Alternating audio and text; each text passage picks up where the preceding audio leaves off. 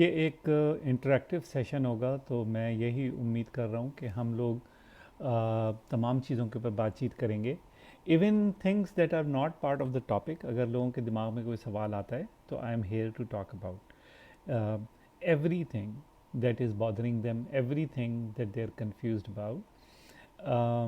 और मेरी कोशिश होगी कि मैं जो बेस्ट प्रैक्टिसेस हैं इसमें, उनकी वजह क्या है वो बताऊं, ताकि लोगों सबकी समझ में ये आए कि ये जो वेस्टिंग एग्रीमेंट है, ये जो इक्विटी डिस्ट्रीब्यूशन है, ये जो कंपनी की वैल्यू है, ये सब चीज़ें क्यों हैं और इनकी वजह क्या है। क्योंकि जब वजह इंसान की समझ में आती है, वाई समझ में आता है, तो फिर चीज़ों की इम्पोर्टेंस भी समझ में आती है और उनको अप्लाई कैसे करना है वो भी सही से समझ में आता है। तो मेरी कोशिश होगी ज़्यादा से ज़्यादा आप लोगों के साथ चीज़ें शेयर करूं, बट लेट्स सी। और आप लोग you can ask questions when ever you like, आप लोग अपने सवाल तैयार रखें, ठीक है। बस कोशिश ये करें कि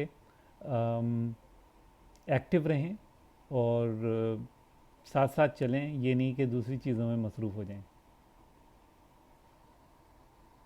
बिल्कुल सर। अच्छा सर, अब हम स्टार्ट करते हैं सेशन को। हम पहले हम्म। क्वेश्चंस लें या फिर आप थोड़ा सा स्टार्ट को एक करना सेकंड में चाहेंगे? एक सेकंड दे मुझे आप। जी। आप बाकी लोगों को मैसेज कर दें, जिन्होंने आना है आ जाएं, बस स्टार्ट करते हैं। Okay sure.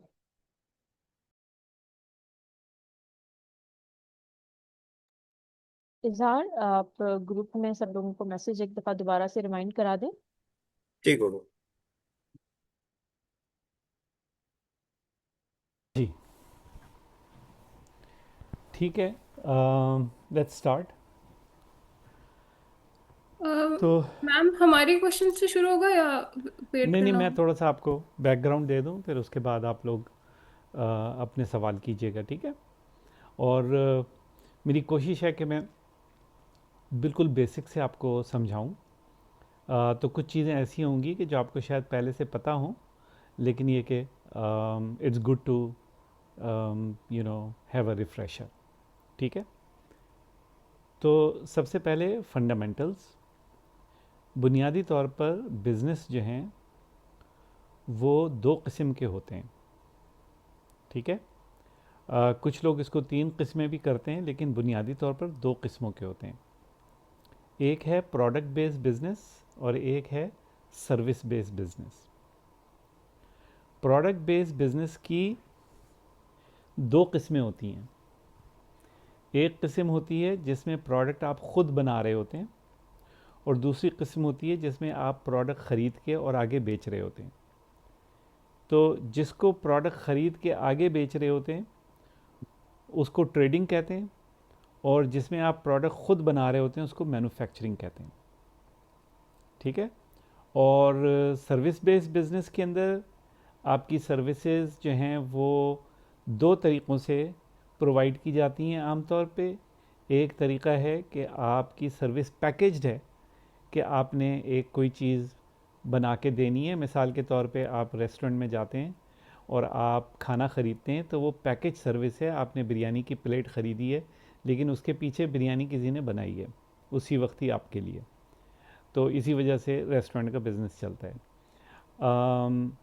और जो पैकेज सर्विसेज नहीं होती, जैसे आपने मज़दूर को बुलाया घर के अंदर, बोला भाई मरम्मत करानी है, तो उसने अपने घंटे के हिसाब से आपको बता दिया और आपने घंटे के हिसाब से उससे पैसे दे दिए उसको। जब मैन्युफैक्चरिंग के अंदर आते हैं, तो मैन्युफैक्चरिंग के अंदर आपके जो प्रोडक्ट्स हैं आज के दौर में वो दो चीज़ों में डिवाइड होती हैं, बल्कि इवन ट्रेडिंग में भी दो किस्म की प्रोडक्ट्स होती हैं। एक प्रोडक्ट हैं जो डिजिटल प्रोडक्ट्स हैं और एक प्रोडक्ट हैं जो फिज़िकल प्रोडक्ट्स हैं। तो स्टोर पे जाके हम सामान ख़रीदते हैं आमतौर पे, तो वो फिज़िकल प्रोडक्ट होता है। ऑनलाइन कोई सॉफ्टवेयर इस्तेमाल कर रहे होते हैं, कोई वेबसाइट इस्तेमाल कर रहे होते हैं, तो वो डिजिटल प्रोडक्ट है, ठीक है। तो ये सब सिर्फ बुनियादी उसूल में आपको बता रहा हूँ। जब कोई प्रोडक्ट आपकी अपनी मिल्कियत होती है और आप उसको बना रहे होते हैं, चाहे वो डिजिटल प्रोडक्ट हो चाहे वो फिज़िकल प्रोडक्ट हो, तो उस प्रोडक्ट का जो डिज़ाइन होता है और उस प्रोडक्ट की जो नॉलेज होती है उसकी भी वैल्यू होती है। ठीक है, जैसे कोका कोला है, कोका कोला बनाती है, तो कोका कोला बनाने का जो फार्मूला है उसकी भी एक वैल्यू है। ठीक है, तो इसी तरीके से जब आप कोई सॉफ्टवेयर बनाने जाते हैं, कोई डिजिटल प्रोडक्ट बनाने जाते हैं, तो उस प्रोडक्ट की भी अपनी एक वैल्यू होती है। ठीक है, उसके बाद जो बिज़नेस है वो बनता इसलिए कि आप उससे रेवेन्यू जनरेट करें, और रेवेन्यू जनरेट होता है तो बिज़नेस की वैल्यू बनती है। जितना ज़्यादा रेवेन्यू जनरेट करते हैं उतनी ज़्यादा वैल्यू होती है, और फिर उस रेवेन्यू में आपका ख़र्चा कितना है और आपकी प्रॉफिट कितना है। जितना ज़्यादा प्रॉफिट है उतनी ज़्यादा वैल्यू है, राइट। तो ये वैल्यू ड्राइवर्स हैं, यानी आपने जो प्रोडक्ट बनाई है उसकी एक वैल्यू है, लेकिन उसकी वैल्यू डिपेंड करती है कि वो कितनी बिक रही है, और बिकने की जो वाहिद मेट्रिक है वो ये है कि सेल कितनी हो रही है और प्रॉफिट कितना हो रहा है, जिसको कि ग्रॉस प्रॉफिट कहते हैं। यानी आपने एक प्रोडक्ट को बेचने के अंदर जो पैसे खर्च किए हैं, जो मटेरियल लगाया है, उसको निकालने के बाद आपके पास प्रॉफिट कितना बच रहा है। ठीक है, तो ये बिल्कुल बेसिक है। मैं ये चाह रहा था कि सब लोगों की समझ में आ जाए, क्योंकि इसकी बुनियाद के ऊपर नेक्स्ट चीज़ आती है। जब आप एक स्टार्टअप स्टार्ट करते हैं तो आपके पास ना प्रोडक्ट होती है, ना आपके पास कोई चीज़ होती है, आपने ज़ीरो से स्टार्ट किया है, राइट। आप यू आर ए स्टार्टअप, आपके पास एक आइडिया है, बस आप उसके ऊपर काम कर रहे हैं। तो सवाल ये पैदा होता है कि आपका जो आइडिया है वो किस कैटेगरी में आता है। अगर तो वो प्रोडक्ट की कैटेगरी में आता है और प्रोडक्ट आपने बनानी है, तो उस प्रोडक्ट को अगर आप बना लेते हैं तो उसकी एक वैल्यू है, लेकिन वो वैल्यू उसी वक्त समझ में आएगी जब उस प्रोडक्ट ने रेवेन्यू जनरेट करना शुरू कर दिया। अगर वो प्रोडक्ट कभी रेवेन्यू नहीं जनरेट कर रही तो उस प्रोडक्ट की कोई वैल्यू नहीं है। ठीक है, आपके दिल में तो होगी वैल्यू, आपने मेहनत की है तो आपको उसकी मेहनत का भी पता होगा, लेकिन फ्रॉम ए बिज़नेस पर्सपेक्टिव उसकी वैल्यू नहीं है। वैल्यू उसी वक्त है जब वो बिकना शुरू हो। हाँ, अगर किसी चीज़ के बिकने की बहुत ज़्यादा उम्मीद हो तो उस उम्मीद की भी आप एक फ्यूचर वैल्यू कह सकते हैं कि भाई मुस्तकबिल में ये बहुत बड़ा हो जाएगा। जैसे हम कहते हैं कि यार ये बिज़नेस बहुत बड़ा हो जाएगा, इसका मतलब ये नहीं है कि वो बिज़नेस की उतनी वैल्यू आज है, लेकिन हम ये उम्मीद कर रहे हैं कि इस बिज़नेस की वैल्यू बढ़ जाएगी। यहाँ तक समझ में आ गया आप लोगों के? कोई सवाल तो नहीं है? एग्जाम्पल्स दूँ कुछ मैं? बिल्कुल बेसिक चीज़ें हैं ये।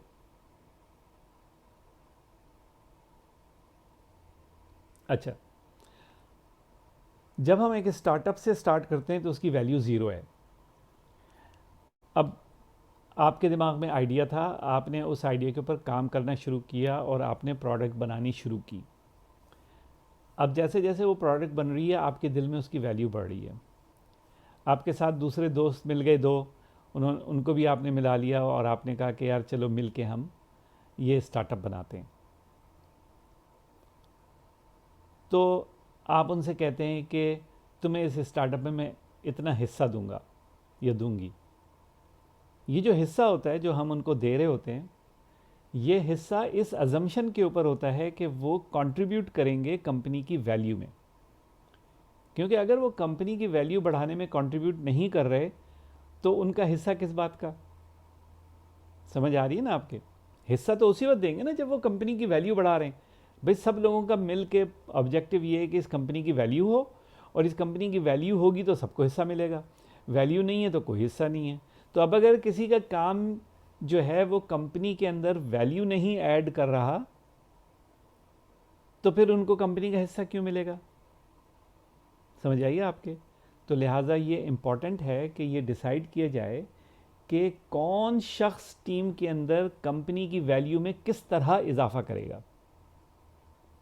ठीक है, कौन शख्स कंपनी की वैल्यू में किस तरह इजाफा करेगा। कंपनी की वैल्यू में इजाफा दो तरीक़ों से मुमकिन है। एक कि आप जो प्रोडक्ट बना रहे हैं वो कैसे बना रहे हैं, कितनी अच्छी बना रहे हैं, और एक आप उसको बेच कैसे रहे हैं और कितना स्ट्रॉन्ग आप उसको बेच रहे हैं। इसके अलावा और भी चीज़ें होती हैं, लेकिन ये दो बुनियादी चीज़ें। तो जब भी कोई कंपनी में कोई को फाउंडर आता है आपके साथ, तो वो इन दो में से किसी एक इम्पॉर्टेंट चीज़ से मुंसलिक होता है। या वो प्रोडक्ट बना रहा होता है, या वो प्रोडक्ट को बेचने के लिए काम कर रहा होता है। इसके अलावा इस स्टार्टअप के पास तीसरा कोई काम नहीं होता। हाँ, at some point maybe investment लाने के लिए कोई बंदा इन्वेस्टर्स की साइड के ऊपर आए, लेकिन वो भी थोड़ा देर में आता है। पहले सिर्फ यही दो काम होते हैं, कस्टमर कौन लेकर आएगा और प्रोडक्ट कौन बनाएगा। अगर तो आपका बिज़नेस सर्विस बेस्ड है तो आपको ये प्रॉब्लम नहीं है, फिर तो आपने सिर्फ सर्विस प्रोवाइड करनी है। और अगर आपका प्रोडक्ट जो है वो ट्रेडिंग के ऊपर है, यानी आप बाय एंड सेल कर रहे हैं, तो भी आपका फिर प्रोडक्ट डेवलपमेंट का कोई प्रॉब्लम नहीं है, आपको प्रोडक्ट सिर्फ बेचनी है। ठीक है। तो लिहाजा आपने, डिपेंडिंग कि आप लोगों को क्या बिज़नेस है, आपकी जो स्ट्रैटेजी है को फाउंडर्स के लिए वो डिफरेंट होगी। तो लेट्स टॉक अबाउट कि आप लोगों का बिज़नेस क्या है। शाजिया, आइमा और समीउर रहमान, तीन स्टार्टअप्स में देख रहा हूँ यहाँ पे खाली। जी सर, अस्सलाम वालेकुम सर। मैं जी। शजिया हूँ। और अच्छा, मैं, शाजिया। जी जी, हम्म। मैं और आयमा एक ही स्टार्टअप पे काम कर रहे हैं। शी इज़ माई को फाउंडर, मैं फाउंडर हूँ। हम लोग सर बेसिकली होम स्कूलिंग का जो ग्लोबल ट्रेंड है और पाकिस्तान में भी, उस पर हमने काफ़ी रिसर्च की और हमने देखा कि किस तरीके से जो एजुकेटेड फैमिलीज़ हैं वो एटलीस्ट प्राइमरी लेवल तक तो वो अपने बच्चों को होम स्कूल करना चाह रहे हैं। और होम स्कूलिंग से मुराद ये नहीं कि वो ट्यूटर करें, वो खुद ही पढ़ा रहे हैं, लेकिन उनके पास जो रिसोर्सेज है वो इतने फ्रेगमेंटेड हैं इधर उधर कि they need an all in one platform. तो हम लोग सर उसी पे काम कर रहे हैं, सॉफ्टवेयर डेवलप कर रहे हैं फिलहाल तो। सर हमारे, do I start with the questions नहीं नहीं, मैं या? तो अभी सिर्फ ये पूछ रहा हूँ कि आपका बिज़नेस क्या है, जी राइट? सर, अभी जैसे यही है मैंने हमारा। डिस्क्राइब किया, तो आप कैसे कहेंगी आप प्रोडक्ट बना रही हैं अपनी? जी सर, प्रोडक्ट बना रहे हैं। ठीक है, गुड। तो प्रोडक्ट बनाने वाले बिजनेस में जाहिर है कि आपको अप फ्रंट मेहनत करनी पड़ती है, आपको प्रोडक्ट बनानी पड़ती है पहले, इससे पहले कि आप उसको बेचें। लेकिन बहरहाल पहले भी बेच सकते हैं, उसके भी तरीके हैं। समीउर रहमान, आपका क्या है?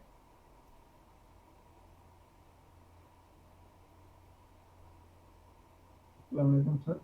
जी वालेकुम सलाम। सर मेरा प्रोडक्ट बेस्ड है, basically stroke neuro rehabilitation device है, क्या मेडिकल है? डिवाइस। सर स्ट्रोक सर्वाइवर्स के लिए एक मेडिकल डिवाइस एक्सोस्केलेटन। आप थोड़ा सा आवाज़ तेज़ कीजिए। स्ट्रोक सर्वाइवर्स के लिए क्या है?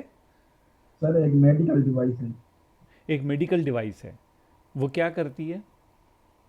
सर वो अफोर्डेबल और स्मार्ट रिहेबिलिटेशन प्रोवाइड करती है स्ट्रोक सर्वाइवर्स को at their home instead of going to clinic.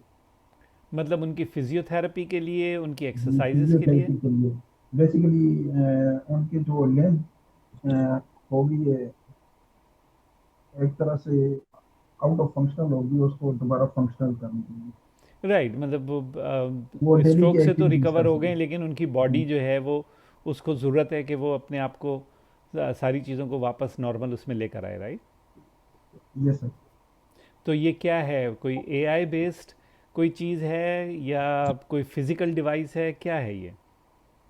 Sir it's a tech enabled product basically, जिसमें हम्म। एक फिजिकल डिवाइस भी होगी और एक साथ में एप्लीकेशन भी होगी। जो एप्लीकेशन बेसिकली फिजियोथेरेपिस्ट का रोल प्ले करेगी, जो उनको डेली की एक्सरसाइजेस करवाएगी, ताकि जिस तरह एक फिजियोथेरेपिस्ट करवाता है, instead of paper and pencil, ताकि उनको घर में ही वो सारी एक्सरसाइजेस मिल सकें। और वो साथ में रिकॉर्ड भी होंगी और उनका रिकॉर्ड अवेलेबल होगा फिजियोथेरेपिस्ट के पास। हम्म। तो वो जो एक्सरसाइजेज हैं वो क्या, मतलब ही नहीं, वो जो डिवाइस है वो कई, इट्स काइंड ऑफ लाइक, क्या आपके हाथों और टांगों के साथ अटैच हो जाएगी? Yes sir. ओके। तो वो बेसिकली रेजिस्टेंस और क्या कहते हैं, सपोर्ट दोनों प्रोवाइड करेगी? यस सर, दोनों बेसिकली। ओके। और आपकी जो, आपका बैकग्राउंड क्या है? सर मेरा बैकग्राउंड तो बायोमेडिकल बायोटेक्नोलॉजी है, सॉरी। या मतलब क्या है इसका, बायोटेक्नोलॉजी से आप क्या करते हैं? सर बायोटेक्नोलॉजी तो basically like health biotechnology basically. और ये जो मेरा बेसिकली स्टार्टअप आइडिया है वो बायोमेडिकल इंजीनियरिंग में है। ठीक है, इट्स तो अ अभी आप डिस्टेंस पढ़ रहे फील्ड। हैं या आपने जी जॉब अभी आप मैं जॉब पढ़ कर रहा रहे हूँ। हैं? अभी मैं पढ़ रहा हूँ सर। तो ओके, ठीक है। बहरहाल, वेरी गुड। एनीबडी एल्स, कोई और है कॉल में? बस यही थे। नहीं सर, यहाँ पर मौजूद है, बाकी स्टार्टअप्स भी हैं। मुझे तो नहीं नज़र आ रहे, वो नज़र क्यों नहीं आ रहे? सर यहाँ पर तकरीबन 10 से 12 और लोग भी हैं। अच्छा अच्छा, सही है, ठीक है, अब नज़र आया मुझे। ओके, राबिया हैं, साद हैं। अच्छा, प्लीज़ अपना अपना तारुफ फिर क्विकली कराएं, मैं तो समझता था सिर्फ तीन ही हैं। ओके ओके, जी।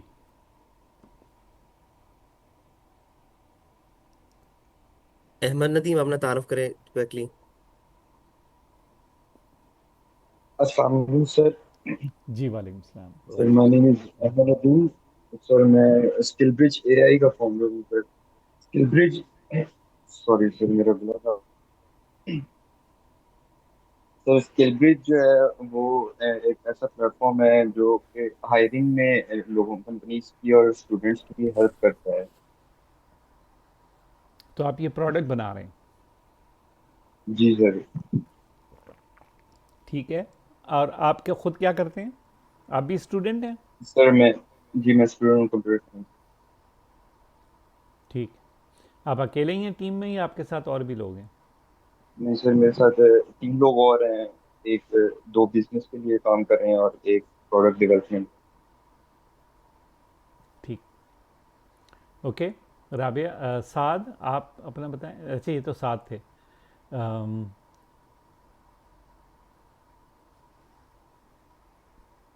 मुझे ऑर्डर नहीं समझ में आ रहा है कि यहाँ पे किस ऑर्डर से लोग हैं। आप सर ज़ादुल्ला बुला मैं लें कर देता सबको। हूँ। हाँ। हमें अच्छा, नेक्स्ट समावत आप बता दें।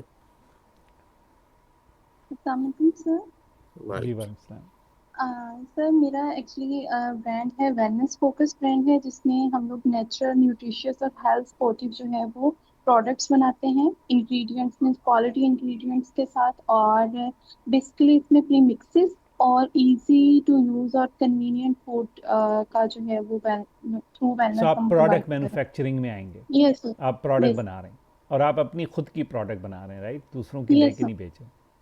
नहीं नहीं, ठीक है, अपनी है। Good good. तो ये आप मतलब यानी ऑनलाइन बेचेंगी या ये आप थ्रू रेगुलर शॉप्स बेचेंगी? अभी सर मैंने लास्ट मंथ स्टार्ट किया है इसको सेल करना, और अभी मैंने ऑनलाइन स्टार्ट किया है। अभी मैं मार्ट्स और जो स्टोर्स वगैरह है ना उनके साथ अभी यहीं से मैं लर्न कर रही हूँ कि कैसे कनेक्ट होना है सबके साथ, कैसे सब कुछ करना है। सो ठीक ये मेरा पहला प्रोग्राम है एस्पायर का, जिसके थ्रू मुझे सारी गाइडेंस वगैरह मिल रही है कि कैसे मैं स्टेप बाय स्टेप इसको लेके चल सकती ठीक। हूँ। Thank you so much. Gulzera. अस्सलाम वालेकुम सर। जी वालेकुम वालेकुम। सलाम। सर मेरा स्टार्टअप है जो कि क्लाइमेट बेस्ड है, जिसमें हम जो एग्रीकल्चर वेस्ट है उसको यूजफुल प्रोडक्ट्स में यूज़ करेंगे। अभी हम स्टार्ट कर रहे हैं राइस हस्क से। सर बेसिकली जो राइस हस्क है वो बर्न कर दिया जाता है जिससे स्मोक क्रिएट होगा। तो उसका अगर हम अल्टरनेट प्रोडक्ट्स में यूज़ करें, लाइक कप्स में, मग्स में, कॉफ़ीज में, तो सर उस पर मैं वर्क कर रही हूँ। तो राइस हस्क तो ऑलरेडी पाकिस्तान के अंदर प्रिटी मच और यूटिलाइज हो जाता है, सारा का सारा ही किसी न किसी तरीके से जानवरों को खिलाने में इस्तेमाल हो जाता है। क्या कहते हैं अपना, ये जो बर्निंग के लिए फर्टिलाइजर। पैलेट्स बनाते हैं उनके अंदर भी इस्तेमाल हो जाता है। जी सर, लेकिन कुछ अमाउंट उसकी बर्न भी की जाती है जो कि स्मोक का वे ठीक है, नहीं है। तो आप वो राइस हस्क बाय करेंगी और उसको प्रोडक्ट, कोई और प्रोडक्ट बनाएंगी, या वो आप बाय करेंगी और दूसरों को बेच देंगी? उन्होंने उसकी उसको बाय करके उसको मैन्युफैक्चरिंग यूनिट पे लेके जाके उसको ठीक है, कप में तो मग आप में। मैन्युफैक्चर करेंगी, यस कुछ ना कुछ बनाएंगी आप उससे ना, फिजिकल यस प्रोडक्ट। ठीक है, yes. Okay. Who is Hussain next? Ahmad.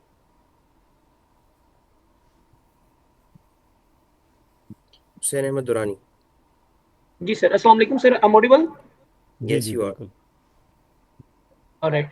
Sir, my name is Hussain Ahmed and basically I'm the founder and the CEO of Mecaline. Mecaline करती है कि आपकी गाड़ी कहीं भी खराब होती है, हमने देखा पाकिस्तान में ऐसा प्रॉब्लम जो हमने खुद भी फेस किया, हमारी गाड़ी बीच सड़क के खराब हो जाती है, जब हम दूसरे शहर जाते हैं तो हमारे पास एक ऐसा प्लेटफॉर्म नहीं है, सेंट्रलाइज प्लेटफॉर्म, कि हम सॉलिड और वेरीफाइड और ट्रस्टेड नियर बाय मैकेनिक्स को फाइंड आउट कर सकें अगर रात 2 बजे भी गाड़ी खराब होती है. So building a Pakistani third party platform where you can connect the nearby mechanics. Okay, good. तो ये भी आप एक प्रोडक्ट बना रहे हैं, ज़ाहिर है एग्जैक्टली प्लेटफॉर्म सर. है. सो वी हाँ, एग्जैक्टली सर, हमारी एमवीपी रेडी होगी है, द ऐप इज लाइव. तो इंशाल्लाह हमने 6 मंथ का प्लान लिया है. आफ्टर दैट कि हम लोग 6 मंथ टेस्टिंग करेंगे starting from Islamabad and Pindi, and after that हम लोग हमें जो चीज़ें 6 मंथ में पता चलेंगे उसको फिर रीबैक करने की कोशिश करेंगे और उसको कवर अप करने की और मजीद इम्प्रूव करने की कोशिश करेंगे. आपने कभी AAA का नाम सुना है? I don't know. नहीं सर.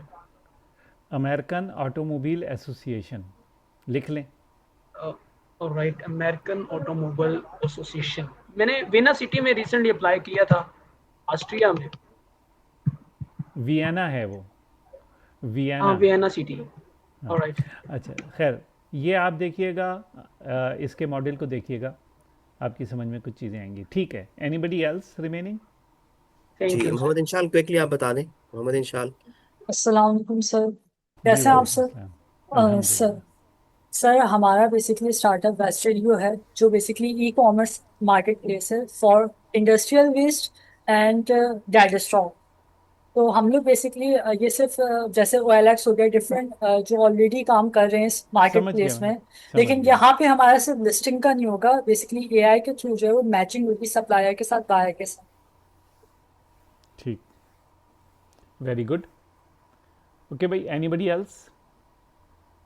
बस एक दो तीन रहते हैं. राबिया, आप क्विकली बता दें.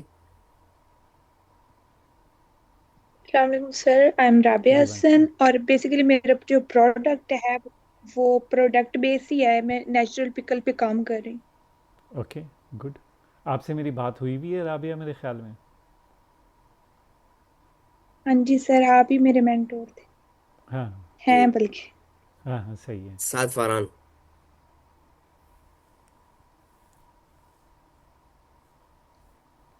अच्छा, आपका माइक कनेक्टेड नहीं है तो चलें, कोई बात नहीं है. चलिए आप राइट कर दे फिर. हाँ, उसमें और कोई शाजिया है? रजाक आपका जो है वो तो ऑलरेडी सर को पता है, लेकिन आप दोबारा भी बोल सकती है. शाजिया रजाक, उर्दू दानी. अस्सलाम वालेकुम सर. जी वालेकुम वालेकुम. अस्सलाम. सर उर्दू दानी जो है वो एक सर्विस बेस स्टार्टअप है, लेकिन इसके साथ साथ ये एप्लीकेशन भी हम लोग बनाना चाह रहे हैं और अभी तक बना नहीं पाए. अच्छा, चलिए कोई बात जी नहीं है, बन जाएगी. शाजिया, मुझे इसके ऊपर याद आया, एक स्टार्टअप हमारी और है हैदराबाद NIC की. जी उसका नाम है आवाज़ उर्दू, जी. और वो रिकॉर्डिंग प्रोवाइड करते हैं, अच्छी साफ़ सुथरी जो उर्दू अदब की चीज़ें हैं वो मतलब उसकी ऑडियो रिकॉर्डिंग लोगों को प्रोवाइड करते हैं.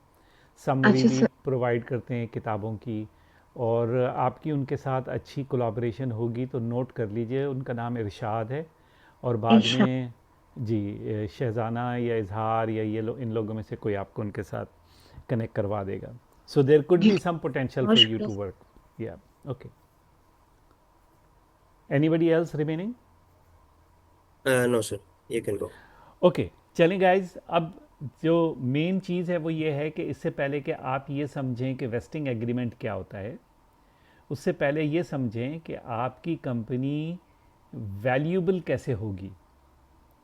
तो अगर आप प्रोडक्ट बनाते हैं तो अपना प्रोडक्ट डिज़ाइन करते हैं, अपनी प्रोडक्ट को तैयार करते हैं और तैयार हो के वो रेडी हो जाती है किसी के इस्तेमाल करने के लिए, तो उसकी एक वैल्यू है. वो वैल्यू इतनी ज़्यादा नहीं है लेकिन उसका पोटेंशल है, तो उस पोटेंशल के ऊपर भी लोग वैल्यू करते हैं. ठीक है, किसी ने बहुत ही यूनिक चीज़ बनाई हो, बिल्कुल कोई उस जैसी हो ही नहीं, और वो बिल्कुल क्लियरली किसी प्रॉब्लम को सॉल्व कर रही हो, तो उसकी वैल्यू बहुत ज़्यादा होती है. और जो सिर्फ ट्रेडिंग कर रहे हैं, जो लोग अपनी प्रोडक्ट नहीं बना रहे हैं या अपनी सर्विस बेच रहे हैं, उनकी वैल्यू सिर्फ और सिर्फ उनकी जो रेवेन्यू है उसके ऊपर होती है और उनकी प्रॉफिटेबिलिटी पर होती है. ठीक है, तो अब सवाल ये पैदा होता है कि आप लोगों की जितनी मैंने अभी तक बातें सुनी हैं, तो तकरीबन आप सब लोग जो हैं वो प्रोडक्ट बेस्ड हैं.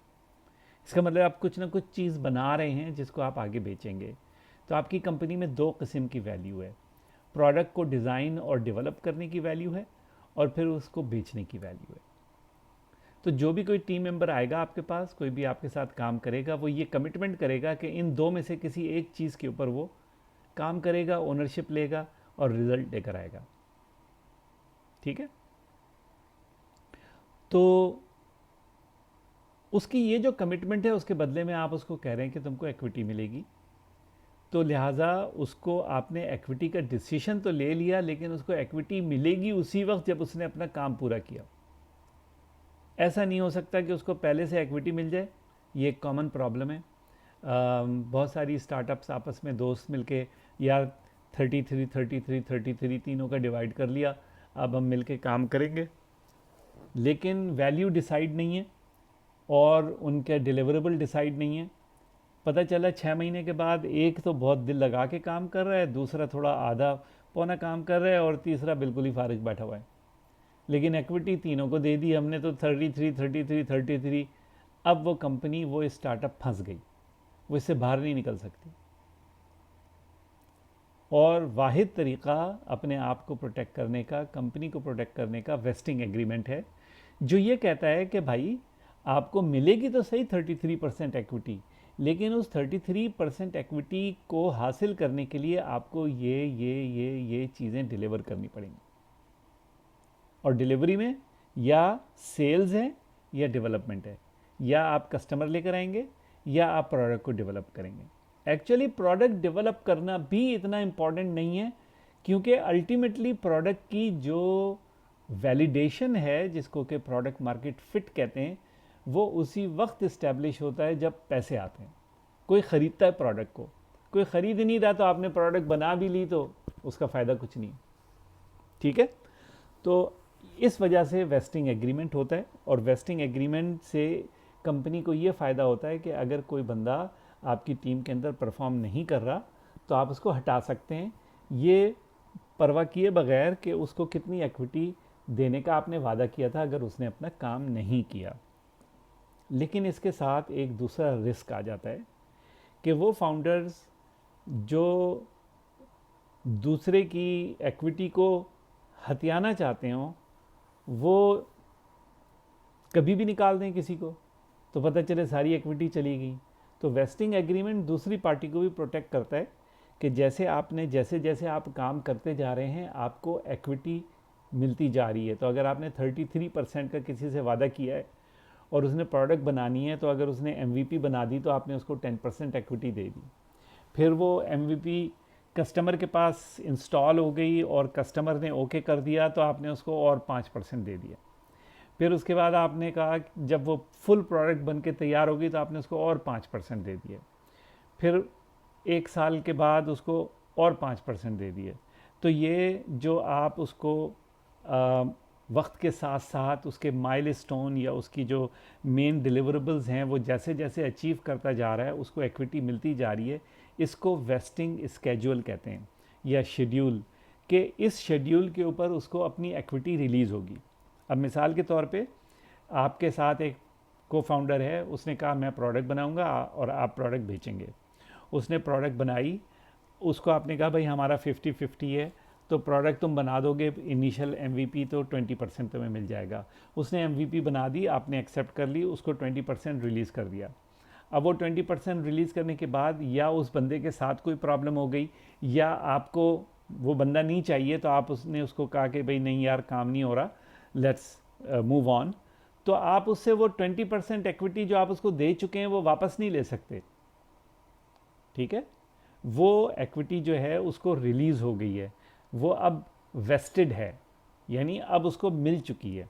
यही वेस्टिंग एग्रीमेंट है जो दोनों पार्टीज़ को प्रोटेक्ट करता है। स्टार्टअप को भी प्रोटेक्ट करता है कि कोई काम नहीं कर रहा, डिलीवर नहीं कर रहा, तो उसको इक्विटी नहीं मिलेगी, और काम करने वाले को भी, को फाउंडर को भी प्रोटेक्ट करता है कि अगर उसने अपना काम किया अपने स्केड्यूल के हिसाब से, तो उसको जो इक्विटी मिली है वो कंपनी वापस नहीं ले सकती जितनी मिल गई है। तो जितना काम उसने किया है उसका उसको मुआवजा मिल रहा है। And this is what wasting agreement is. अब मैं इसके साथ ही ओपन करता हूँ सवाल, जो भी आपने करने हैं, जो चीज़ें समझनी है मैं अब डिटेल के अंदर आपको बताऊँगा।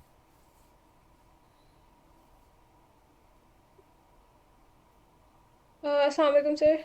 जी वालेकुम सलाम। Sir thank you so much. ये शुरू में जो आपने सारा एक्सप्लेनेशन दिए है वो काफ़ी ज़्यादा क्लैरिटी उससे मिली है, काफ़ी कुछ क्लियर हो गया है। सर हमारे काफ़ी ज़्यादा क्वेश्चंस हैं, मैं पहले वाले से स्टार्ट करती हूँ। कि सर बहुत बेसिक क्वेश्चंस हैं, वो यही हैं कि सबसे पहली बात तो ये कि हमें किसी और फाउंडर ने अप्रोच किया और उन्होंने यही कहा कि आप एज को फाउंडर्स मुझे ज्वाइन कर लें। और उसमें हम फिर ये सारा वेस्टिंग का प्रोसेस जो है, मैंने मैम से हेल्प मांगी, मैम ने मुझे डॉक्यूमेंट सेंड किया। लेकिन उन्होंने फिर आगे से फाउंडर ने हमें यही कहा कि मैं भी कंपनी नहीं रजिस्टर कर रहा, क्योंकि अगर मैं भी रजिस्टर कर देता हूँ तो हमें अगर हम रेवेन्यू जनरेट करने लगते हैं तो टैक्सेस आना शुरू हो जाएंगे और लीगली हम लोग उसमें बड़ी चीज़ में पड़ जाएंगे। तो मैं इसको डिले कर रहा हूँ इस प्रोसेस को। तो सर अगर थोड़ा सा ये क्लियर कर दें कि फर्ज करें अगर हम उनको नहीं भी ज्वाइन करते हैं, कल को हमने अपनी कंपनी रजिस्टर करनी है, क्योंकि हमें यही पता था कि अगर आपने अपना कोड सेफ रखना है तो आपको अपनी कंपनी रजिस्टर करनी पड़ती है। तो वो रजिस्टर करना चाहिए, नहीं करना चाहिए, डिले करना चाहिए या कब करनी चाहिए? ठीक है। अच्छा देखें, ये कोई मुश्किल सवाल नहीं है। आपको आइडिया मैजिक के ऊपर एक्सेस है आप लोगों को? जी सर। तो आइडिया मैजिक के ऊपर एक डॉक्यूमेंट है ऑलरेडी प्री रजिस्ट्रेशन कॉन्ट्रैक्ट का, ठीक है? ठीक तो है सर। ये पॉसिबल है कि आप कंपनी रजिस्टर करने से पहले कॉन्ट्रैक्ट करें, लेकिन उसमें शर्त यह है कि जितने भी को फाउंडर्स हैं वो सब के सब एक कॉन्ट्रैक्ट के ऊपर साइन करेंगे, ठीक है सर। ठीक है? तो और वो जो हमने कॉन्ट्रैक्ट वहाँ पे दिया है, it's a very good contract जो आप किसी भी लॉयर से वेट करवा के और आप साइन कर सकते हैं अगर आपकी कंपनी अभी रजिस्टर्ड नहीं है। This is an intent to start, लेकिन अभी आप लीगली स्टार्ट नहीं कर रहे हैं, ठीक है? तो उस जी सूरत सर। में जो कॉन्ट्रैक्ट है वो लोगों के दरमियान है, कंपनी के दरमियान नहीं है, ठीक है सर। ठीक है? तो वो ये जो कॉन्ट्रैक्ट हम आइडिया मैजिक में आपको मिलेगा, उसके अंदर काफ़ी सारी चीज़ें जो कॉमन प्रॉब्लम्स होती हैं वो ऑलरेडी कवर हुई हुई हैं। तो आपको इंसिस्ट करना चाहिए उन फाउंडर्स के साथ कि भाई ये कॉन्ट्रैक्ट है, आप देख लीजिए, और आप आइडिया मैजिक के ऊपर वो कॉन्ट्रैक्ट पर्सनलाइज भी कर सकती हैं और आप किसी लॉयर को दे के और उससे ओपिनियन भी ले सकती हैं। और अगर आपको लॉयर की सर्विसेज दरकार हो तो आप बताइएगा।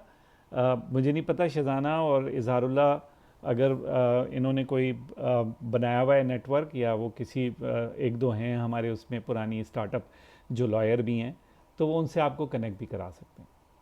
लेकिन ठीक जाहिर होगा है सर। थोड़ा सा लीगल कॉस्ट होगी, वो आपको बेयर करनी होगी। ठीक हो गया सर। सर उन दूसरी स्टार्टअप का तो ठीक है, लेकिन अगर फर्ज करें हम लोगों ने सोचना है कि कब रजिस्टर करें एग्जैक्टली तो हमें कब रजिस्टर करना चाहिए? अभी डेवलपमेंट में है, उस स्टेज पे रजिस्टर करें, फर्स्ट हमें कस्टमर्स मिल जाएं तब हमें करना चाहिए? एग्जैक्टली करना कब चाहिए रजिस्टर? राइट। तो देखें, सबसे पहले मैं आपको एक बात बताऊं कि आपको अगर आप अपनी कंपनी में शेयर होल्डर्स यानी कि को फाउंडर्स लेकर आ रहे हैं जिनको आप शेयर देंगे, तो जो बेहतरीन मॉडल है पाकिस्तान में वो तो प्राइवेट लिमिटेड का मॉडल है, ठीक है? कि आपको प्राइवेट लिमिटेड रजिस्टर करनी चाहिए। लेकिन ये कि आप अपना काम स्टार्ट करने के लिए एफबीआर के पास सिंपली एक कंपनी रजिस्टर कर सकते हैं और एनटीएन ले सकते हैं एक लीगल एंटिटी बनाने के लिए, जो कि 1000-1500 रुपये का खर्चा है, वो ज़्यादा नहीं है, ठीक है? अब आप ज़रूरी नहीं है कि पहले ही दिन एससीसीपी में जाके रजिस्टर कराएं अपनी कंपनी को, आप एफबीआर में भी रजिस्टर करा सकते हैं। आपको ज़रूरत कब पड़ेगी कंपनी के फिज़िकली और प्रॉपरली लीगली रजिस्टर होने की? वो ज़रूरत आपको पड़ेगी जब आपके पास पहला कस्टमर पैसे देने के लिए आएगा या पहला कस्टमर कोई कॉन्ट्रैक्ट साइन करने के लिए आएगा, ठीक है? तो उस वक्त आपके पास कंपनी या एफबीआर में रजिस्टर होनी चाहिए या एससीसीपी में। टेक्निकली अगर आपको वेस्टिंग एग्रीमेंट साइन करना है अपने को फाउंडर्स के साथ, तो आपके पास प्राइवेट लिमिटेड होना लाजमी है, क्योंकि वेस्टिंग एग्रीमेंट आप तभी साइन अप कर सकते हैं जब आपके पास शेयर होल्डिंग हो, और शेयर होल्डिंग आपके पास प्राइवेट लिमिटेड में होती है, ठीक है? तो हर एक की सिचुएशन अलग अलग है, आप अपनी सिचुएशन के हिसाब से सोच सकती हैं। अगर तो आपको वेस्टिंग एग्रीमेंट साइन करने हैं तो आपकी प्राइवेट लिमिटेड होनी चाहिए। अगर आप अभी इंतज़ार करना चाहते हैं तो आप इंतज़ार कर सकते हैं और अपना इंडिविजुअल लोगों का जो आपके को फाउंडर्स हैं सब मिलके एक कॉन्ट्रैक्ट साइन कर सकते हैं। जब कस्टमर आने लगे आपके पास कोई कॉन्ट्रैक्ट साइन करने के लिए तो आप FBR में रजिस्टर करा सकते हैं. So you can delay your private limited for a while. इसके अलावा एक बात मैं और भी आप लोगों को सबको बता दूं कि गवर्नमेंट ऑफ पाकिस्तान FBR का रूल ये है कि अगर आप एक स्टार्टअप हैं तो 3 साल तक की आपको अपने रिटर्न जमा कराने की ज़रूरत नहीं है, एज लॉन्ग एज आपके पास रेवेन्यू नहीं है. रेवेन्यू आने लगे तो जाहिर सी बात है फिर तो आपको अपना टैक्स का हर सूरत में करना ही करना है, नहीं तो अदरवाइज़ आपको ज़रूरत नहीं है. तो लिहाजा अगर आपको लग रहा है कि आप कोई आपको कह रहा है कि कंपनी रजिस्टर हो गई तो फिर टैक्स का प्रॉब्लम हो जाएगा, ऐसा कुछ नहीं है.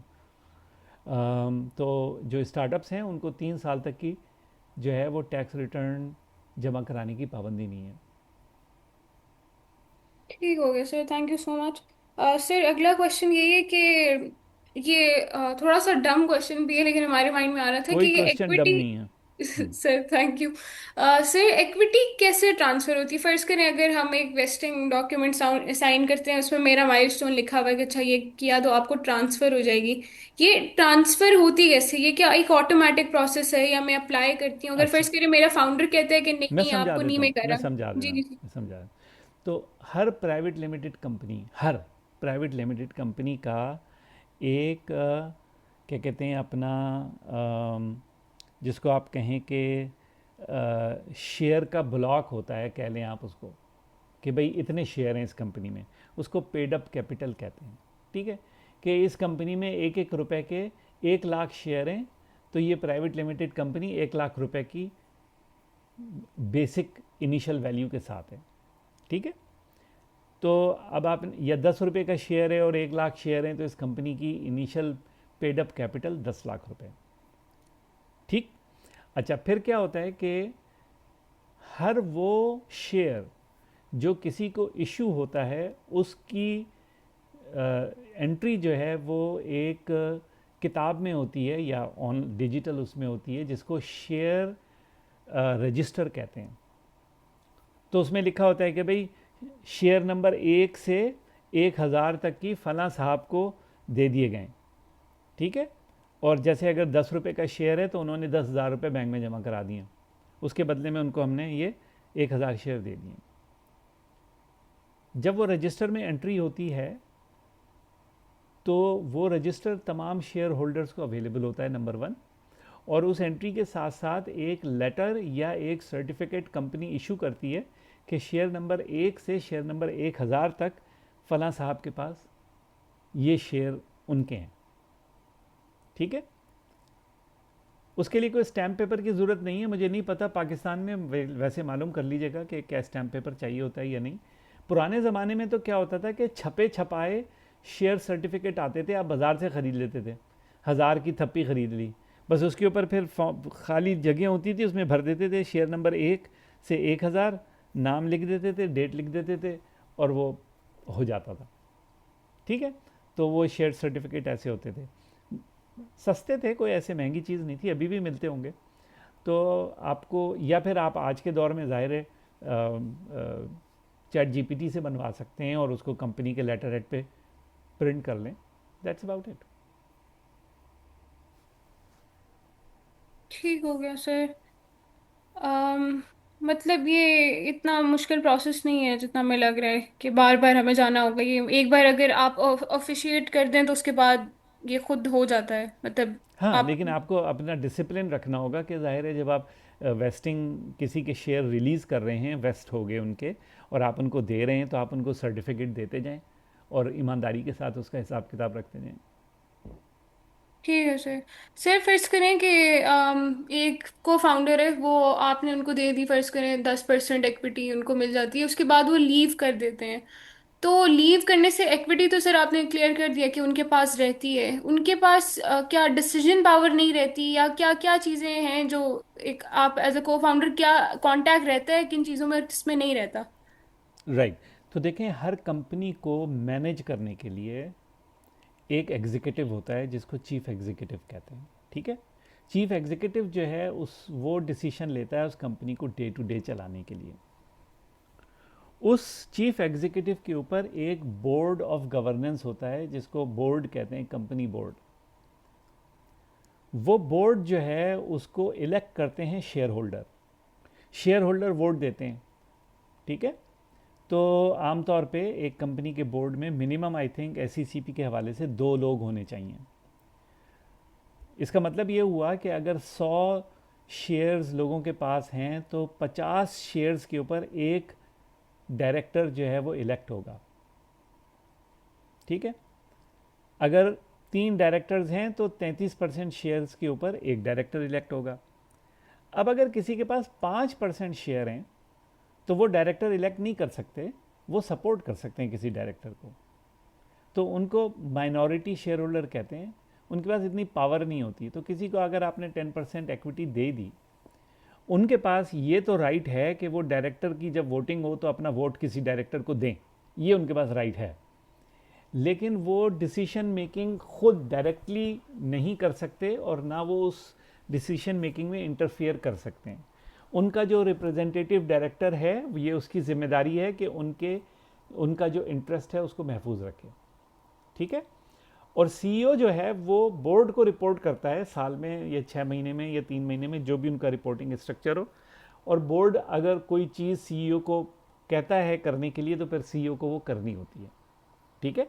तो वैसे जो चीफ एग्जीक्यूटिव है वो CEO ही होता है, उसी का काम होता है सारी कंपनी को चलाना।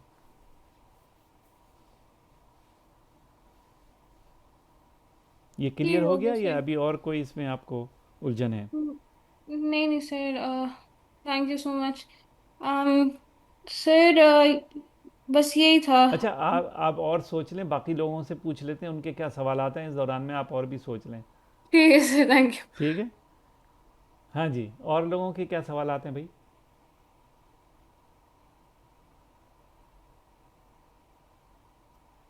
ऐसा मौका बार बार नहीं आएगा। अस्सलामुअलैकुम सर। जी वालेकुम सलाम। जी Ayma. Sir, time based vesting और माइलस्टोन बेस्ड वेस्टिंग में दोनों में क्या डिफरेंस है और इनमें हर किसी में क्या रिस्क और क्या एडवांटेज है? क्या आपको एक हाइब्रिड स्ट्रक्चर लेकर चलना चाहिए या किस तरह इसको कंसिडर करना ठीक है, चाहिए? अच्छा सवाल है बहुत। देखें, टाइम बेस्ड जो वेस्टिंग है वो उस जगह के ऊपर पॉसिबल है जहाँ पे आपका ट्रस्ट लेवल हाई हो और डिलीवरेबल्स जो हैं वो मुश्किल से डिफ़ाइन होने वाले हों, ठीक है, सब्जेक्टिव हों बहुत ज़्यादा। तो मिसाल के तौर पे अगर किसी की ज़िम्मेदारी है कि उसने क्या कहते हैं अपना मार्केटिंग कैंपेन्स रन करनी है, तो उसका आउटकम तो बिल्कुल सिंपल है कि भाई कितने कस्टमर आए, राइट। लेकिन अगर किसी की ज़िम्मेदारी है कि उसने इंफ्रास्ट्रक्चर मैनेज करना है, तो उसका डायरेक्ट रिलेशन ना प्रोडक्ट से है और ना ही डायरेक्ट रिलेशन उसका क्या कहते हैं अपना सेल से है, लेकिन इंफ्रास्ट्रक्चर चाहिए। तो आप उसके साथ टाइम के ऊपर कर लेते हैं, भाई तुमने इंफ्रास्ट्रक्चर मैनेज करना है, ये तुम्हारी जिम्मेदारी है। 3 महीने के लिए करोगे तो इतने इक्विटी मिल जाएगी, 6 महीने के लिए करोगे तो इतनी मिल जाएगी, 9 महीने के लिए करोगे इतनी मिल जाएगी, वटेवर, ठीक है। तो ये टाइम बेस्ड आपने कर दिया। लेकिन आपको उस शख्स की सलाहियतों पे एतमाद होना चाहिए कि वो ये काम कर सकता है, क्योंकि अगर वो उसके पास सलाहियत नहीं है और आपने टाइम बेस कर दिया तो वो काम कुछ भी नहीं करेगा और आप हर 3 महीने में उसको इक्विटी देते जाएंगे, ठीक है, until you fire that person. तो ये टाइम बेस है। इसका सिर्फ डिसएडवांटेज ये है कि आपके पास मैनेजिंग कैपेबिलिटी बस यही होती है कि आप ज़्यादा से ज़्यादा यही डिसीजन ले लें, नहीं भाई थैंक यू वेरी मच, अल्लाह हाफिज़, और जितना भी उसने जो इक्विटी दे दी वो दे दी। अकाउंटेबिलिटी कम होती है। जब आप डिलीवरेबल बेस करते हैं तो आपकी अकाउंटेबिलिटी ज़्यादा होती है कि भाई MVP बना के देनी है, MVP बन गई, सब ने देख ली, एक्सेप्ट कर ली MVP, तो ये एक डिलीवरेबल आ गया आपके पास, ठीक है। हाइब्रिड होती है जिसमें आमतौर पे हाइब्रिड किस तरह होती है, जैसे आपने प्रोडक्ट की टीम है, आपकी 3 लोग हैं, आपने उनको को फाउंडर के तौर पे लिया। अब उनकी इक्विटी शुरू के अंदर तो डिलीवरेबल बेस है, वो डिलीवरेबल करते जा रहे हैं, प्रोडक्ट बनती जा रही है। जब प्रोडक्ट बन गई तो फिर टाइम बेस हो गया। टाइम बेस क्यों हो गया? क्योंकि उसके बाद आप उनको चाहते हैं कि वो आगे आने वाले 2 साल तक की कंपनी के साथ रहें। तो फिर आपने शुरू में उनकी डिलीवरेबल्स जो हैं वो डिफाइंड हैं कि भाई प्रोडक्ट बनानी है, और फिर जब प्रोडक्ट बन गई तो उसके बाद बाकी की इक्विटी उनको टाइम की कमिटमेंट के ऊपर मिल रही है कि भाई कंपनी के साथ चलोगे और 2 साल तो तुम्हें मिलेगी। ठीक है, ये इसलिए होता है ताकि आप वो लोग जिन्होंने प्रोडक्ट बनाई है आप उनको लूज़ ना कर दें। प्रोडक्ट बनाने के बाद पता चला वो छोड़ के चले गए, अब आपके पास कोई तरीका ही नहीं उस प्रोडक्ट को मैनेज करने का, या मुश्किल हो जाएगी आपके लिए। ज़ाहिर है उनके पास डीपर नॉलेज है, कोई दूसरा आएगा उसको मैनेज करेगा, तो एक कॉमन प्रॉब्लम है। तो आप शुरू के डिलीवरेबल्स हैं और बाद में टाइम बेस्ड है, ये आपका हाइब्रिड है। सो डिलीवरेबल बेस में आपके पास क्लैरिटी है कि जो उसने कंट्रीब्यूशन करनी है वो करेगा या करेगी तो उसको इक्विटी मिलेगी। टाइम बेस के अंदर ये श्योरिटी नहीं है। डिलीवरेबल बेस के अंदर आपको लोगों की सलाहियतों के बारे में ज़्यादा परेशान होने की ज़रूरत नहीं है, क्योंकि जब वो डिलीवर करेंगे जब भी उनको मिलेगी। जबकि टाइम बेस के अंदर आपको उनकी सलाहियतों के बारे में पता होना चाहिए, क्योंकि वो टाइम के क्लेम करेंगे और वो सलाहियत आप अगर उनके पास नहीं होगी तो आपका टाइम ज़ाया होगा। ठीक है sir, thank you so much, clear हो गया ये ये। बात ठीक। हाँ जी, और लोगों के पास क्या सवाल है?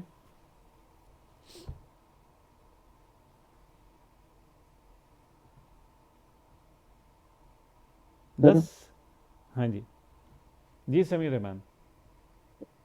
सर मेरा एक क्वेश्चन था, और वो ये कि काफ़ी अर्से पहले जब हमने को फाउंडर ट्रेनिंग में शमूलियत अख्तियार की थी, तो उधर आपने बोला था कि 3 को फाउंडर आइडियल होते हैं, तो हसलर, हेचटर और हैकर। तो जो मेरा स्टार्टअप है बेसिकली रिहैबएक्स, तो वो मल्टी डिसिप्लिनरी में आ जाता है। तो चले, एक तो हो गया जो कस्टमर्स को लेके आएगा, लेकिन जो है ना कुछ लाइक उसमें जो मेरा स्टार्टअप है उसमें बहुत कंपोनेंट्स हैं, हार्डवेयर भी और डिजिटल भी। तो उसके लिए कम से कम 3 टेक्निकल को फाउंडर्स होने चाहिए। ठीक है, तो इसमें तो इसमें कोई कैसे हर्ज नहीं है, एप्लीकेशन हो आपको सकती है? खुद ही सोचना लाइक एक पड़ेगा। मैकेनिकल इंजीनियर भी। हाँ, उसमें क्या हर्ज है?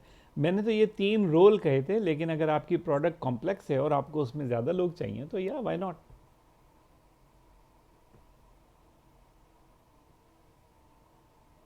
Okay, thank you sir.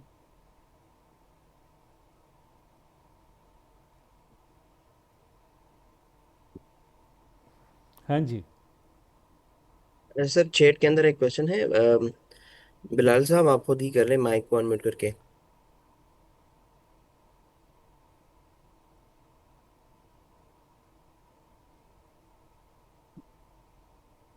Bilal आप मौजूद है यहाँ पर? अच्छा, ये इन्होंने एलएलसी और हाँ उसका जो पूछा है प्राइवेट जी लिमिटेड जी का। जी सर बिल्कुल। अच्छा, तो एलएलसी जो है वो पाकिस्तान से बाहर, जैसे अमेरिका में होती है limited liability company, private limited और एलएलसी एक ही चीज़ है। पाकिस्तान में प्राइवेट लिमिटेड कहते हैं, यहाँ अमेरिका में उसको एलएलसी कहते हैं।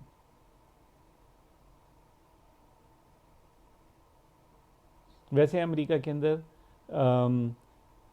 कॉरपोरेशन की कैटेगरी अलग होती है, एलएलसी की कैटेगरी अलग होती है, और जो शेयर होल्डिंग वाली कंपनी होती है वो अमेरिका में उसको कॉरपोरेशन कहते हैं। और उस कॉरपोरेशन की भी 2 किस्में होती हैं, एक्चुअली एक ही किस्म होती है, उसमें एक सब कैटेगरी होती है कॉर्प की, एक सी कॉर्प और एक एस कॉर्प। वो उसकी सिर्फ टैक्सेशन से रिलेटेड उनकी डेफिनेशन अलग होती है। तो पाकिस्तानी प्राइवेट लिमिटेड अमेरिका के हिसाब से most probably will be like a Corp.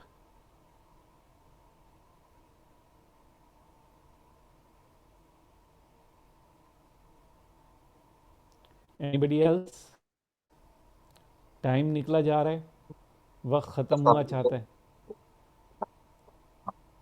Sir जी अहमद मेरा नदीम। क्वेश्चन था, सर मैं ये पूछना चाहता था कि सर अपनी मेरी जो टीम है उसको मुझे कितनी इक्विटी देनी चाहिए। मेरी टीम में मुझे मिला के 4 लोग हैं, तो मुझे सबको मैं इस 25 सवाल का 25। जवाब हाँ, मैं इस सवाल का जवाब नहीं दे सकता। इस सवाल का जवाब बहुत कॉम्प्लेक्स है, जो कि आपके कंपनी से रिलेटेड है। आप एक काम कीजिए, आइडिया मैजिक पे जाइए, आइडिया मैजिक पे जाके इसको वहाँ पे इक्विटी डिस्ट्रीब्यूशन का पूरा आपको वो मिलेगा। इसके अलावा मार्केट में ऑनलाइन टूल्स हैं जो आपको हेल्प करते हैं डिसाइड करने में कि आपको कितनी इक्विटी देनी चाहिए बेस्ड ऑन सर्टेन थिंग्स। क्योंकि ये कॉम्प्लेक्स क्वेश्चन है, इस वजह से आप अगर थोड़ी सी अपनी कंपनी के हिसाब से इसके ऊपर रिसर्च कर लें तो ज़्यादा अच्छा जवाब मिलेगा। मैं आपको जेनेरिक आंसर दूंगा कि भाई इतनी इक्विटी देनी चाहिए, वो सही नहीं होगा, क्योंकि there are lots of factors that are that needs to be considered, कि आपको वो सोचना पड़ेगा। ठीक है ना, इसका कोई हार्ड एंड फास्ट रूल नहीं है Ahmed Nadeem, unfortunately.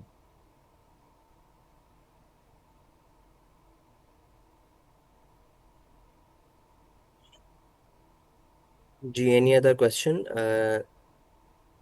Samawat and Rabia and Shazana, मेरे ख़्याल any में एक इनको आइडिया मैजिक का इन लोगों को एक और सेशन करवा दें जो स्पेसिफ़िक चीज़ों का, बल्कि हमारी जो ये फाउंडर्स एज का जो कोहोर्ट हमारा चल रहा है, उनको इन टॉपिक्स के ऊपर टॉपिक बाय टॉपिक भी अगर करवा दें तो इन लोगों को बहुत फ़ायदा होगा, क्योंकि ये सारी चीज़ें वहाँ पे बनी बनाई इनको मिल जाएंगी। ठीक है। फिर स्टार्टिंग में हमने इनको दिया था पूरा इंट्रो, और उसके बाद हमने इनको कहा था कुछ डॉक्यूमेंट्स उस पे बनाने के लिए भी बोला था। हाँ, वो लेकिन ओवरवेलमिंग हो जाता है ना इन लोगों के लिए, हाँ वो बहुत सारी चीज़ें, तो जो एक छोटे टॉपिक को फोकस करके करेंगे तो शायद ज़्यादा वैल्यू मिल जाए। ठीक है, सही है। तो फिर हम कर देंगे आइडिया मैजिक का हाँ, भी एक कर लेंगे। इसको इस तरह कर लें कि आइडिया मैजिक के 4-5 जो की टॉपिक्स हैं ना, जिसमें सब लोग फंसते हैं, जिसमें वेस्टिंग एग्रीमेंट भी है और अगर और भी कोई हैं, तो उन 4-5 के अलग अलग। जी, लीन कैनवस पे भी हमने काम किया है उस पे नहीं नहीं, lean idea. Canvas is not important. मैं लीन कैनवस को कोई प्रॉब्लम नहीं समझता हूँ। लीन कैनवस तो एक आपका प्रैक्टिस है ना। लेकिन ये कि जो जैसे वेस्टिंग एग्रीमेंट है, कंपनी रजिस्ट्रेशन है, इस तरह की 4-5 चीज़ें ऐसी हैं जिनमें लोग बहुत कंफ्यूज होते हैं, तो उन्हीं को लेके और उसके अंदर एक स्पेसिफिक डिलीवरेबल है उसका ना, आइडिया मैजिक का, और बस उसी के ऊपर फोकस करें। भाई आज हम वेस्टिंग एग्रीमेंट के ऊपर काम करेंगे मिलके ना, तो सब लोगों के अपने वेस्टिंग एग्रीमेंट बन के निकल आएंगे, उनके जो सवाल होंगे वो जवाब मिल जाएंगे उनको, उनके सामने एक अपनी प्रोडक्ट होगी जिसको वो खुद इस्तेमाल कर सकते होंगे। ठीक है। ठीक है ना, सही है। सही है। तो चलें भाई, फिर ठीक है गाइज। काम कर सकते हैं कि हम थर्सडे को, तो वैसे अभी वाले थर्सडे को आई थिंक अपकमिंग जो थर्सडे होगा उस पे इनका लास्ट सेशन है, तो उसके बाद फिर हम थर्सडेज को इस तरह से इस्तेमाल कर सकते हैं कि दे कैन कम अप, और फिर वो जो ये वाली चीजें हैं उनको हम कवर करेंगे। सही है। शाजिया का क्वेश्चन है और किसी और ने भी हैंड रेस किया है, हाँ जी, बोलें। टाइम ने किया हुआ है। सर मुझे एक सवाल पूछना था। अभी हम लोगों के जो आपको याद होगा कि ये बात हुई थी और मैं उस हवाले से डिसाइड तो कर चुकी हूँ कि मुझे अपने टीम मेंबर्स को चेंज करना है। फिलहाल हम 2 लोग हैं, लेकिन मैं ये आपसे मशवरा चाह रही हूँ कि अगर कोई हम ऐप डेवलपर जो है उसके साथ रब्ता करते हैं, तो क्या हमें उसे एज अ को फाउंडर अपने साथ रखना चाहिए, या एक मेंबर के तौर पर हम उसे एक मतलब ऐप की डेवलपमेंट तक उसको साथ रखें? अगर इस हवाले से आप मशवरा दे दें। जी, बिल्कुल सिंपल सी बात है। आपकी ऐप जो है वो आपके बिज़नेस के लिए क्रिटिकल है, तो आप जी किसी को भी खाली पैसे देकर ऐप डेवलप करवा के अपनी कंपनी नहीं चला सकते। लिहाजा जी आपको ऐप डेवलपर को बाकायदा प्रॉपरली को फाउंडर के तौर पे लाना चाहिए, और जैसा जी मैंने ठीक। अभी समझाया कि पहले डिलीवरेबल बेस इक्विटी मिले और बाद में टाइम बेस इक्विटी मिले, ताकि वो लॉन्ग टर्म आपके साथ रहें। नहीं तो आपको प्रॉब्लम ये होगी, वो ऐप बना के चले जाएंगे, एक दूसरा बंदा आएगा, वो बोलेगा मैं तो पता ही नहीं है भाई, नए सिरे से बनानी पड़ेगी, इसमें तो ये ख़राबी है वो ख़राबी है। जी सर। जी सर, शुक्रिया सर। ठीक है। अच्छा सकीना जबीन, आपका जो सवाल है कि what if someone leave to join a competitor, इसीलिए ये सारी लीगल डॉक्यूमेंटेशन ज़रूरी है। तो अगर आप देखें तो आपके वेस्टिंग एग्रीमेंट में और आपके शेयर होल्डर्स एग्रीमेंट में क्लियरली लिखा हुआ है कि वो कॉम्पिटिटर को ज्वाइन नहीं कर सकते। ठीक है, तो वो एक लीगल ब्रीच होगा अगर वो ज्वाइन करेंगे। ख़ास तौर पे अगर आप कोई प्रोडक्ट बना रहे हैं जिसमें आप सारी चीज़ें कर रहे हैं, तो कॉम्पिटिटर के पास अगर आप सिर्फ आपकी शॉप है और उसके ऊपर कोई बंदा काम कर रहा है, वो छोड़ के दूसरी उसी कपड़े की दुकान है और वो भी कपड़े की दुकान पे जाके कर लेता है, वो तो कोई हर्ज नहीं है। लेकिन अगर आप कोई प्रोडक्ट बना रहे हैं जिसके पीछे एक नॉलेज है, जिसके पीछे एक इंटेलेक्चुअल प्रॉपर्टी है, और वो फिर आपको छोड़ के किसी दूसरे कॉम्पिटिटर के पास चले जाए, तो आपका नुकसान हो जाएगा। तो उससे बचने के लिए ये कॉन्ट्रैक्ट करना वेस्टिंग एग्रीमेंट का और शेयर होल्डर एग्रीमेंट ज़रूरी है, जिसमें ये लिखा होता है क्लियरली कि वो अगर कंपनी के शेयर 5% से ज़्यादा कोई बंदा या बंदी होल्ड करती है तो वो उस कंपनी के कॉम्पिटिटर के पास जाके काम नहीं कर सकते. They have to give up their shares. ठीक है, ओके. सर मेरा क्वेश्चन है, जी राबिया. सर मुझे ये पूछना है कि एग्जैक्ट एक स्टार्टअप को कब फंड रेजिंग की तरफ जाना चाहिए इन्वेस्टर के पास, क्योंकि हम एक तरफ ये सोच रहे होते हैं कि वैल्यूएशन उसकी बढ़ जाए ताकि कम इक्विटी के बदले में हमें ज़्यादा इन्वेस्टमेंट मिल जाए, और दूसरा ये होता है कि अगर हम वक्त से पहले ले लेते हैं तो हमें पता ही नहीं होता कि उस इन्वेस्टमेंट को संभाला कैसे जाए, तो उसमें बहुत बिल्कुल. सारी इधर उधर की चीज़ें तीन, होती है जहाँ पर जी ज़ाया जी हो रही राबिया, है. 3 चीज़ें हैं. नंबर 1, इन्वेस्टर के पास रेवेन्यू जनरेट करने से पहले जाना बेकार है. लिहाजा मिनिमम आपका टारगेट है कि आपने रेवेन्यू जनरेट करना शुरू कर देना है. So that is number 1. Number 2, पैसे रेज करने के लिए एक ही दफ़ा में पैसे रेज नहीं किए जाते, राउंड्स में किए जाते हैं. इस बेनिफिट को हासिल करने के लिए जो आपने कहा, अगर बहुत ज़्यादा देर तक इंतज़ार किया कि रेवेन्यू बढ़ जाए, हमारी कंपनी बड़ी हो जाए तो हमें अच्छी डील मिल जाएगी, तो आप अपना नुकसान कर रहे होते हैं. तो आप क्या करते हैं कि आप पहले राउंड के अंदर, जैसे आपने कहा जी मैं 10 लाख रुपए रेज़ करूंगा पहले राउंड में ताकि मेरी मार्केटिंग थोड़ी सी बेहतर हो, रेवेन्यू थोड़ा सा बढ़े और कंपनी थोड़ी बड़ी हो. फिर दूसरे राउंड के अंदर 20 लाख रेज़ करूंगा तो ताकि कंपनी और बड़ी करूं, और फिर उसके बाद 1 करोड़ रुपए रेज़ करूंगा ताकि कंपनी और बड़ी करूं. तो ये 3 राउंड हैं. उस 3 राउंड में आपको करने का फ़ायदा ये होगा कि आपके पास कंट्रोल रहेगा. अगर आपने एक ही दफ़ा में 1 करोड़ 40 लाख रुपए रेज़ करने की कोशिश की तो इन्वेस्टर के पास अपर हैंड होगा, और इन्वेस्टर जो है वो आपसे अपनी मनमानी वो मांगेगा, कीमत मांगेगा. ठीक है. Yes sir. ओके भाई, any other question? Otherwise we will call it a day. अस्सलाम वालेकुम जी वालेकुम सर. सलाम. ये राउंड्स किस तरह से किए जाते हैं, इसका थोड़ा सा बता दें. अभी मैंने समझाया ना फंड आपको. रेजिंग राउंड्स में. जी जी, फंड रेजिंग राउंड इस तरह किए जाते हैं आम तौर पे. जो तरीक़ेकार है वो ये है कि आप देखते हैं कि आगे 12 से 18 महीने में आपको कितने पैसे चाहिए होंगे. ठीक है. और वो जब पैसे आपके पास आ जाएंगे तो उससे आपकी कंपनी कहाँ पहुँच जाएगी. मिसाल के तौर पे अभी आपका रेवेन्यू है 1 लाख रुपए महीना, और आपने उसको नेक्स्ट राउंड में अपने कंपनी को 10 लाख रुपए महीना के ऊपर पहुंचाना है 18 महीने में. तो 10 लाख रुपए महीना पर पहुंचाने में वो जो 18 लाख रुपए आपको पैसे चाहिए होंगे 18 महीने के लिए, आपने कहा जी ये 40 लाख रुपए हैं जो मुझे चाहिए 18 महीने सरवाइव करने के लिए और कंपनी को 10 लाख रुपए महीना के रेवेन्यू पे पहुंचाने के लिए. ओके. तो आपने कहा ठीक है, मैं ये 18 महीने में मिसाल के तौर पे आपका टोटल जो डेफिसिट है या जो आपको पैसे चाहिए वो फ़र्ज़ करें कि 50 लाख रुपए. तो आप अपना राउंड 50 लाख रुपए का रखेंगे, और जब 12वें महीने में पहुंचेंगे और आपका रेवेन्यू अभी 10 लाख रुपए तो महीने का नहीं हुआ लेकिन 7-8 लाख रुपए हो गया, तो आप अगले राउंड की तैयारी शुरू कर देंगे कि भाई अब अगले राउंड में मुझे करोड़ रुपए महीना के ऊपर जाना है, और वो 18 महीने में मुझे करना है, और करोड़ रुपए महीने पे जाने के लिए मुझे 5 करोड़ रुपए की ज़रूरत है. तो फिर आपको नेक्स्ट लेवल पे जाना है. तो इस तरह राउंड बनाते हैं. राउंड में ये होता है तकरीबन, मैं तो कहता हूँ कि 18 महीने का आप प्लान करें और 12 महीने में अगला राउंड करें. 12-12 महीने का राउंड रखें और प्लान 18-18 महीने का करें, और हमेशा रेवेन्यू के ऊपर फोकस करें. कंपनी बड़ी रेवेन्यू से होती है. जी सर इसमें जो इन्वेस्टर होता है वो तो वैल्यूएशन की बेस पे कर रहा होता है इन्वेस्टमेंट, तो हमें कैसे पता चले, जैसे हमारा रेवेन्यू 1 लाख है तो हमारी कंपनी की वैल्यूएशन 1 लाख होगी. अच्छा, तो अब कंपनी की वैल्यूएशन एक बिल्कुल अलग टॉपिक है. कंपनी की वैल्यूएशन सिर्फ रेवेन्यू के ऊपर नहीं होती है. रेवेन्यू के भी मल्टीपल होते हैं, एबिदा के भी मल्टीपल होते हैं, डिपेंडिंग ऑन कि आपकी स्टार्टअप कौन सी कैटेगरी में आती है, उसकी करंट मार्केट के अंदर कितनी मल्टीपल ऑफ रेवेन्यू जो है वो एक्सेप्टेबल है, उसके ऊपर होती है।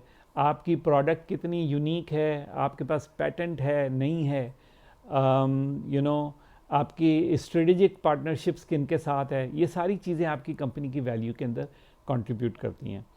तो आपका जो इन्वेस्टर है वो बहुत सारे चीज़ों को, फैक्टर्स को देखता है। इट्स अ डिफरेंट टॉपिक, आज का है नहीं, but yeah that is important to learn कि आपकी कंपनी की वैल्यू कैसे बढ़ रही है। तो फंड रेजिंग और इवैल्यूएशन पे हमने नईम साहब के साथ उनका सेशन रखा है जो कि 4 जून पे होगा इंशाल्लाह। अच्छा, इंशाल्लाह, तो फिर उसमें आप ये सवाल कीजिएगा। जी जी, जी इब्राहिम इब्राहिम नज़ीर आप आप भी पूछ लें, आपने पूछा है, can I ask a question? Okay, अस्सलाम वालेकुम सर, आई एम ऑडिबल? जी सर बेसिकली मेरा एक क्वेश्चन था रिगार्डिंग द स्टार्टअप। जब एक बड़ी स्टेज पे चले जाता है तो स्टार्टिंग फेज में, तो for example we have some of the founders and cofounders, तो उनके दरमियान में हमें इक्विटी डिस्ट्रीब्यूट करनी होती है। But as soon as the startup grows, तो आपने जैसे एग्जांपल दी कि मिलियंस तक रेवेन्यू चले जाता है, तो उसमें पार्टनरशिप्स हमारी इन्वेस्टर्स के साथ भी होती हैं, डिफरेंट ऑर्गेनाइजेशंस, बड़ी ऑर्गेनाइजेशंस के साथ भी होती हैं, गवर्नमेंट के साथ भी होती है। तो इस सेंस के अंदर जो है वो एक तरह से पावर जो है डिस्ट्रीब्यूट हो जाती है।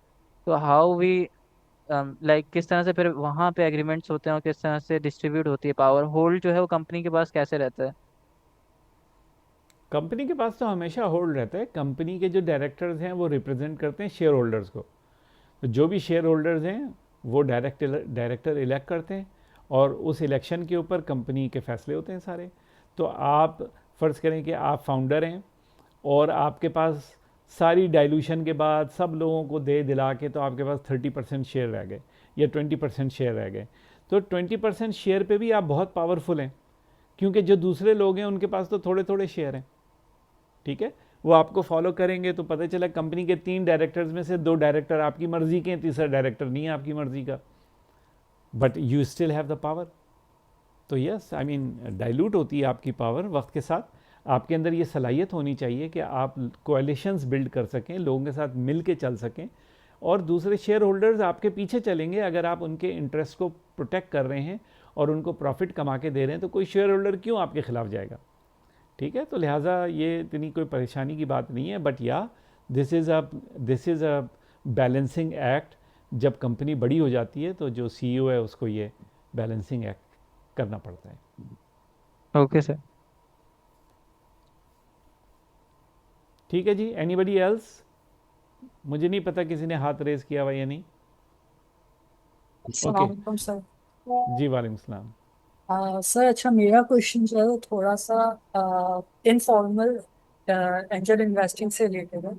लाइक अभी एक मैंने सेशन अटेंड किया था, तो फॉर्मर चेयरमैन ऑफ FBR ने बेसिकली वो उनका सेशन था, तो उन्होंने कुछ चीज़ें बताई जैसे कि वाइट, ग्रे और ब्लैक मनी का इन स्टार्टअप्स। तो काफ़ी सारे इशूज़ भी थे कि मार्केट जो है ग्रे मनी से भरी पड़ी है, इन्वेस्टर्स हैं जिनके पास लेकिन ग्रे मनी है। और दूसरा ये कि यहाँ पे उन्होंने एक चीज़ बताई कि लाइक कहते हैं ना कि कंपनी जो है उन्होंने बताया कि बहुत सारे कंप्लाइंसेस के इशू होते हैं, और स्टार्टअप फेल होने की वजह भी यही है कि बेसिकली ना कंप्लाइंसेस बहुत ज़्यादा होते हैं। तो जब तक 10 करोड़ तक की वैल्यूएशन ना हो जाए तब तक आप कंपनी रजिस्टर ना करें, सोल प्रोप्राइटरशिप की तरफ जाएं। और ये कह लें कि दूसरी चीज़ ये कि अगर मतलब उन्होंने जो फैक्ट्स एंड फिगर्स बताए, तो ग्रे मनी क्या ऐसा मतलब पॉसिबल है जो इन्वेस्टर हैगा वो इन्वेस्ट कर तो रहा है, लेकिन क्या पता हम जो हैं हमारे स्टार्टअप के थ्रू जो है वो वाइट में कन्वर्ट कर रहे हैं। तो मतलब इस पे आप क्या कहेंगे, मतलब क्या करना चाहिए, क्या टेक्निक्स होना चाहिए कि इन्वेस्टर को किस तरीके से आप जो है कि हम फिगर आउट कर सकें कि जो ट्रेल है वो मतलब लीगल है या नहीं। अच्छा, ये आपकी ज़िम्मेदारी नहीं है कि आप ये डिटरमिन करें कि उसके पास जो पैसे हैं वो सही हैं या गलत हैं। आपको ये डिटरमिन करना है, ये मेक श्योर करना है कि उसके जो पैसे आपके पास आ रहे हैं वो बैंक अकाउंट के अंदर डायरेक्ट ट्रांसफ़र से आ रहे हैं। बस इतना सा काम आपने करना है कि भाई ये रहा कंपनी का बैंक अकाउंट, आप इसमें ट्रांसफ़र कर दें। ना कैश किसी से लें और ना कैश की बातें करें। बस as long as you do that, it is not your responsibility to figure out कि उनके पास पैसा कहाँ से आया है। That's number 1. नंबर 2, जो आपके क्या कहते हैं अपना शेयर होल्डर्स हैं जो आपसे शेयर ले रहे हैं, उनके नेशनल आईडी कार्ड और उनकी सारी इन्फॉर्मेशन आपके पास होनी चाहिए. दिस इज़ कॉल्ड कि आपकी ड्यू डिलिजेंस है कि भाई ये लोग वाकई में हैं. That's number 2. नंबर 3, ये आइडिया कि कंपनी को रजिस्टर ना कराएं और ये ना करें, मैं इसके ऊपर कभी भी नहीं कहता. मैंने तो आपको बताया कि आपकी नीड है कंपनी रजिस्टर कराने की उस दिन जिस दिन आपको पता है कि आपका एक कस्टमर आपके साथ साइन अप करने वाला है, और प्राइवेट लिमिटेड रजिस्टर कराने की ज़रूरत है उस दिन जिस दिन आपने लोगों को शेयर देने. That's about it. तो ये आपकी नीड है. अगर आप ये नहीं करेंगे तो आप ज़्यादा प्रॉब्लम में आएंगे, और अगर आप प्रॉपर तरीके से चलेंगे तो यकीनन कंप्लाइंस का प्रॉब्लम तो है पाकिस्तान में, लेकिन आखिर बहुत सारी कंपनियां इसी कंप्लाइंस में ज़िंदा भी हैं. तो ऐसा तो नहीं है कि इस कंप्लाइंस की वजह से सब कंपनियां मर जाती हैं. तो you need to do the hard work. Thank you. Okay.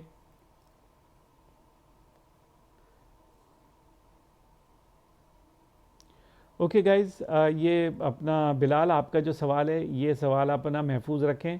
जब आप नईम ज़फ़र के साथ आपका सेशन होगा तो वो आपको इन्वेस्टमेंट के हवाले से, राउंड्स के हवाले से, वैल्यूएशन के हवाले से इंशाल्लाह और चीज़ें बताएंगे. वैसे आप कंसेप्चुअली सही बात कर रहे हैं जो आपने चैट में डाली है.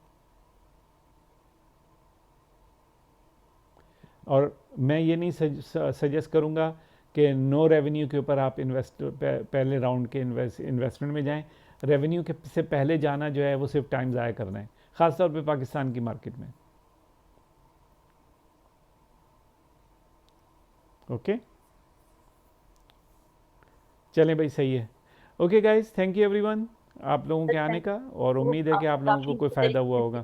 कवर कर लिया, और इनके काफ़ी क्वेश्चंस जो हैं वो इसमें क्लियर हुए हैं. So I think this was a very good session और fruitful session for them all. चलें सही इंशाल्लाह. ओके भाई, अल्लाह हाफिज़ एवरीबॉडी. जज़ाकल्लाह. अल्लाह हाफिज़. Thank you sir. अल्लाह हाफिज़.